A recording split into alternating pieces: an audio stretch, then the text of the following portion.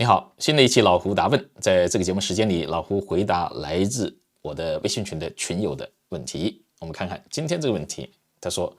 我看到有的频道啊，没有1000个粉丝，他肯定没有加入 YPP， 他怎么也有广告播放啊？他播放的广告是不是一定挣钱呢？好，这是一个好问题啊。我们来看一下，首先这种情况不是偶然的，是确实存在的，并不是 YouTube 突然误播了一个广告啊，不是这样子的，所以这是以后是常态。以前我们讲，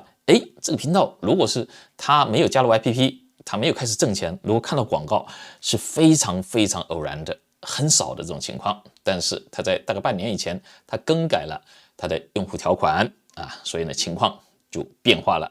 这正是因为现在很多人为什么看见只有10几个粉丝、100个粉丝的频道，怎么也频频看见广告了？好，有3种情况。第一种，现在播放广告是油管的权利啊，并不是讲我这个频道我没有达到 YPP， 所以呢没有广告。以前呢你就是达到了 YPP， 然后讲我就是不开广告。行了，我有5万粉丝，但是我就是不开广告，那你就看不到广告。但现在这个油管的平台这样一个用户的条款，它已经更改过以后的话，播放广告是他的权利，他可以在任何一个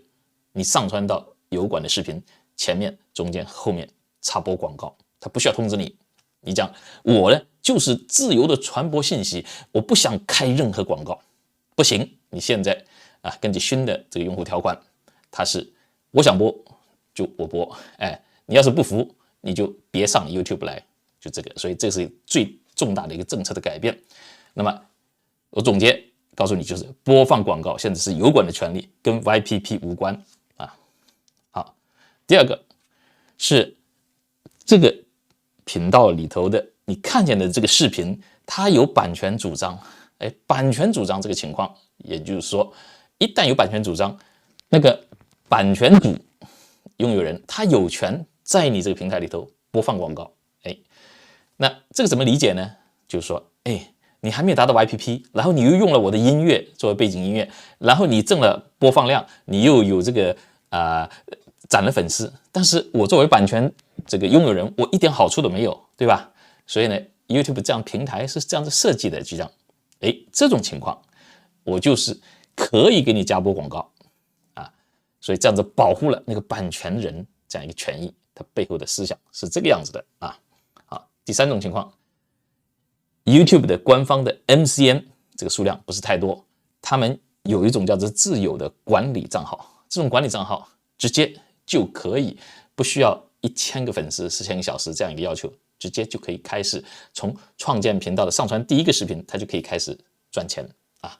那这种账号是非常少的。你讲，我能不能因为这个原因我去加入一个 MCN 不会要你的，这种账号是它内部的。比如说我是一个 MCN 的公司，那么我自己来做一个美食频道，它可以这样子玩，它不会讲，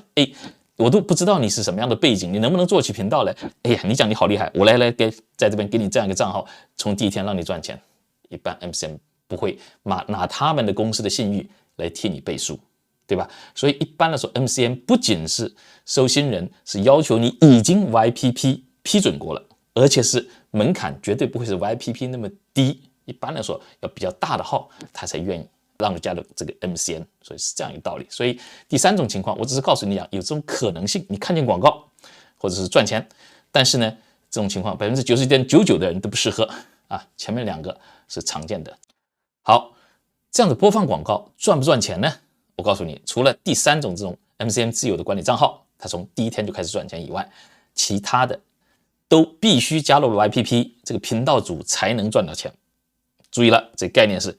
播放广告，只要有广告播放就赚钱，但是频道主不赚钱，频道主必须要批准加入 YPP， 然后播放广告，然后还没有版权主张，这个时候广告播放，这个频道主才赚钱啊。所以前面一道一道的这个要求你的满足了以后，你才能赚钱。那如果你不满足，你有版权主张，你赚不到钱。如果播放了广告，你没有版权主张，但是呢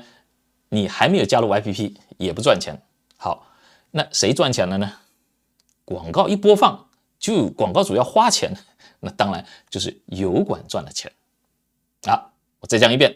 你没有加入 YPP， 看见了广告，如果不是版权主张，油管赚钱；如果是版权主张，油管和这个版权人平分这个钱。所以对于我们的作为频道主来讲，我们只有在加入了 YPP 没有版权主张的情况下，我们才跟 YouTube 分这个钱。 YouTube 分 45%， 我们分 55%。 所以他把这样一个计划叫做 YouTube Partner Program， 翻译成中文就是油管合作伙伴，你们两个人合伙去赚广告主的钱。但是今天你就知道了，广告播放的时候有好多情况你赚不到钱